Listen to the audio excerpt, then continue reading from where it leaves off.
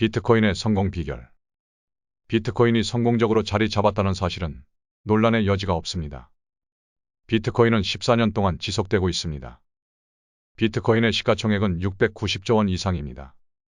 비트코인은 다른 어떤 암호화폐보다 뛰어난 가동률을 보여주었으며 다양한 기업, 오픈소스 프로젝트, 투자자로 구성된 거대한 생태계를 형성했습니다. 가장 중요한 사실은 비트코인과 경쟁하기 위해 수많은 모조품이 생겨났다는 것입니다. 애초에 비트코인이 왜 자리를 잡았는지 가치가 있는지는 분명하지 않습니다. 우리는 비트코인이 가치가 있다는 것을 알고 있습니다. 하지만 무엇이 비트코인의 가치를 부여할까요? 비트코인이 화폐처럼 작동한다는 것은 알지만 왜 화폐처럼 작동할까요? 비트코인이 어떻게 작동하는지는 알지만 왜 비트코인이 작동하는 것일까요? 사이페딘 아모스의 신간, 달러는 왜 비트코인을 싫어하는가에서는 이러한 질문과 그 외 다양한 질문에 대한 답을 찾을 수 있습니다. 이 글에서는 책을 정확히 리뷰하기보다 이 책에서 제시된 강력한 아이디어 중 일부를 살펴봄으로써 비트코인이 왜 작동되는지에 대한 답을 찾아보도록 하겠습니다. 이 책에 대한 제 소감은 매우 재미있었으며 화폐의 역사에 대한 내용만으로도 구매할 가치가 있는 책이었습니다. 쓸모있는 화폐를 만드는 요소에 대한 철저한 조사와 논리적인 설명은 매우 통찰력이 있었고 통화 정책의 2차, 3차 효과에 대해서도 잘 설명되어 있었습니다. 이 책은 탈렙의 안티프레질과 같이 제가 몇 년에 한 번씩 다시 읽는 책들 중 하나에 포함되었습니다. 스포일러를 좋아하지 않으시다면 제 글은 여기서 멈추고 책을 읽은 후 다시 돌아오시기 바랍니다. 책을 읽어야 할지 말아야 할지 고민 중에 몇 가지 아이디어에 대한 저의 견해를 보고 싶으시다면 계속 읽어주십시오. 이제 이 책에서 제시하는 정말 강력한 아이디어 몇 가지를 살펴보겠습니다. 인플레이션은 시간 선호도에 큰 영향을 끼칩니다. 시간 선호도는 사회가 기능하는 방식에 매우 중요합니다. 시간 선호도가 높은 사람은 지금 당장 또는 가능한 빨리 무언가 얻기를 원합니다. 시간 선호도가 낮은 사람은 나중에 더 나은 것을 위해 현재를 기꺼이 포기할 수 있습니다. 시간 선호도가 높은 사람들은 미래에 대해서 크게 고민하지 않습니다. 내일을 위해 저축하는 대신 지금 당장 써버리고 소비하며 생산성이 높지 않습니다. 이들은 미래를 위해 저축하거나 사업을 시작하거나 대규모 프로젝트를 진행하지 않을 것입니다. 이는 모두 많은 계획이 있어야 하기 때문입니다. 로마는 하루아침에 세워지지 않았다는 말이 있습니다. 각종 시스템과 대규모 자본 프로젝트를 통해 문명을 건설하려면 시간 선호도가 낮은 많은 사람들이 필요합니다. 사이페딘은 이 책을 통해 통화정책이 사람들의 시간 선호도에 상당한 영향을 미친다고 주장합니다. 인플레이션이 높거나 화폐의 구매력이 빠르게 감소하면 사람들은 시간 선호도가 높아집니다. 이는 초인플레이션 경제 국가에서 분명하게 드러나는데 이러한 국가의 사람들은 가능한 빨리 돈을 소비하기 때문입니다. 더욱 흥미로운 점은 높은 시간 선호도가 삶의 다른 영역에도 영향을 미친다는 사실입니다. 예를 들어 비만과 제2형 당뇨병은 건강에 해로운 음식의 과다 섭취로 인해 발생하며 이는 높은 시간 선호도를 암시합니다. 만약 이러한 현상이 사실이라면 통화 정책이 느슨한 사회에서 비만 인구가 더 많을 것으로 추론할 수 있습니다. 실제로 지난 40년 동안 전 세계적으로 비만이 3배나 증가하였습니다. 물론 상관관계가 인과관계는 아니지만 조사해 볼 만한 가치가 있습니다. 비트코인을 사용하면 철통같이 강력한 통화 정책이 적용됩니다. 모든 인플레이션은 예측 가능하며 공급량은 2100만 개로 제한됩니다. 낮은 인플레이션을 감안하면 비트코인을 소유한 사람들로부터 시간 선호도가 낮은 사람들의 행동을 기대할 수 있습니다.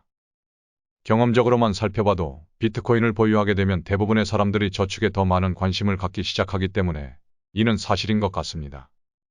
어느 것이 원인이고 결과인지 말하기는 어렵지만 상관관계가 매우 높다고 말할 수 있습니다. 비트코인 호들러는 시간 선호도가 낮기 때문에 비트코인의 희소성은 더 높아집니다.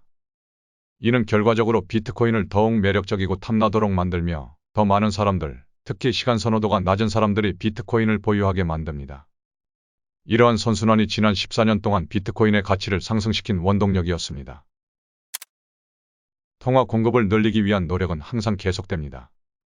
이 책에서 가장 재미있는 부분 중 하나는 과거의 화폐로 사용되었던 다양한 것들에 대한 내용입니다. 여기에는 완펌, 라이스톤, 그리고 귀금속이 포함됩니다. 이전에 화폐로 사용되던 대부분의 것들을 사장시킨 것은 기술이었습니다. 특히 사람들은 동일한 재화를 대량으로 생산할 수 있는 방법을 찾아내면서 공급량을 대폭 증가시켜 더 이상 재화가 희소하지 않게 만들었습니다. 화폐라는 것은 가치가 있기 때문에 화폐를 만드는 데 드는 비용이 화폐의 실제 가치보다 적게 든다면 화폐를 만들기 위해 노력하는 것은 세상에서 가장 당연한 일입니다. 그러나 이러한 행위는 사실상 경제의 생산 능력을 향상시키지 않습니다. 화폐 공급을 늘리는 것은 실제로 아무런 도움이 되지 않으며 저축한 사람들로부터 더 많은 화폐를 만들어낸 사람들에게 부를 재분배하는 것에 불과합니다. 법정화폐 경제에서 통화 공급을 늘리는데 얼마나 많은 비용이 들어가는지에 대해서는 잘 알려져 있지 않습니다.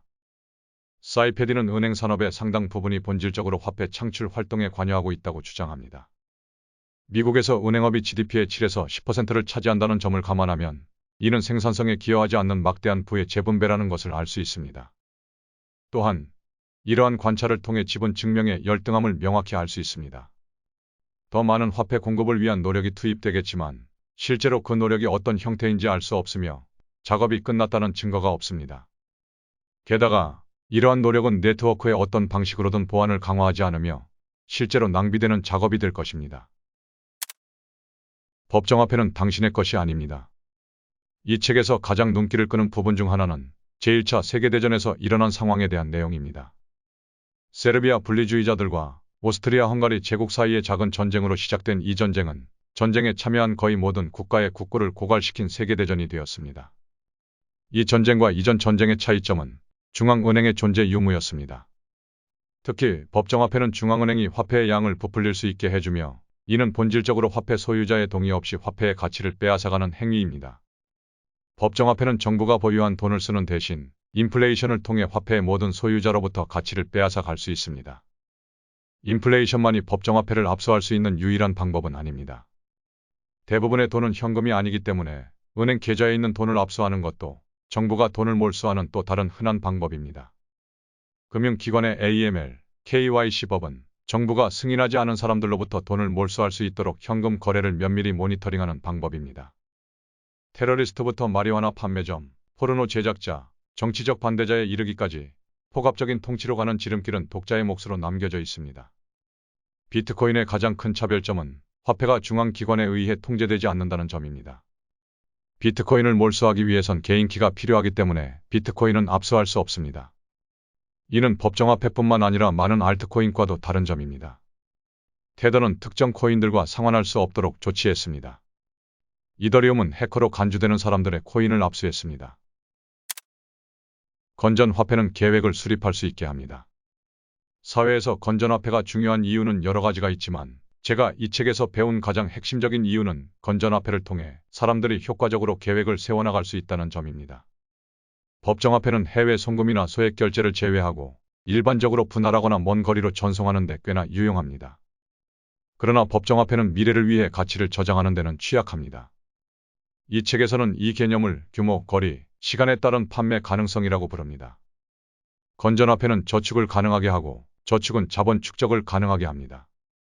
충분한 자본이 축적되면 이를 활용하여 더 큰 규모의 프로젝트를 진행함으로써 생산 효율을 높일 수 있습니다. 이 책에 나오는 예시는 맨손으로 낚시를 하는 어부와 저축을 통해 낚싯대와 그물을 구입하는 어부의 이야기입니다. 후자가 더 효율적이고 더 많은 생산이 가능합니다. 예리한 독자라면 중앙에서 자금을 모으는 것은 왜 동일한 효과를 가져오지 못하는지에 대해 궁금할 것입니다. 실제로 정부 예산을 투입할 때 대부분 그렇게 하려고 합니다. 하지만 안타깝게도 어디에 투자할지 결정하는 것은 재정적 인센티브나 전문 지식이 없는 정부 관료들의 손에 달려 있습니다. 그 결과 많은 투자 실패와 낭비가 발생합니다. 기업 지원 정책, 아무 데도 가지 않는 다리, 친환경 에너지 사업의 실책을 생각해 보십시오.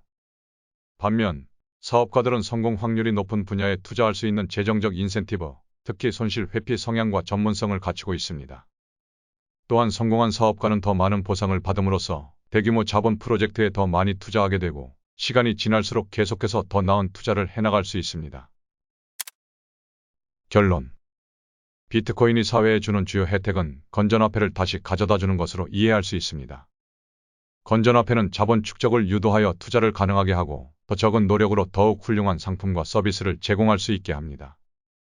이는 결국 우리 문명 전체에 도움이 됩니다. 우리는 아직 거기까지 나아가지 못했지만 이것이 핵심 가치 제안입니다. 이를 법정화폐를 기반으로 하는 우리 사회와 대조해보면 그 차이를 알 수 있습니다. 우리는 많은 지대추구자들 대신 사업가를 얻게 됩니다. 우리는 제로섬 게임을 하는 사람들 대신 파이를 키우는 혁신을 맞이합니다. 정리하자면 비트코인의 성공 비결은 건전화폐이기 때문입니다. 그리고 건전화폐는 모든 것을 변화시킵니다. 비트코인은 정부의 역할, 사람들이 관계를 맺는 방식, 사람들이 미래를 바라보는 관점, 모든 이들의 계획을 수립하는 방향 등을 변화시킬 것입니다. 비트코인은 지대추구 대신 건물을 건설하도록 장려합니다. 이는 거대한 부차적 효과를 통해 현재 법정화폐 시스템을 완전히 뒤흔들 것입니다. 혁명의 시대에 오신 것을 환영합니다.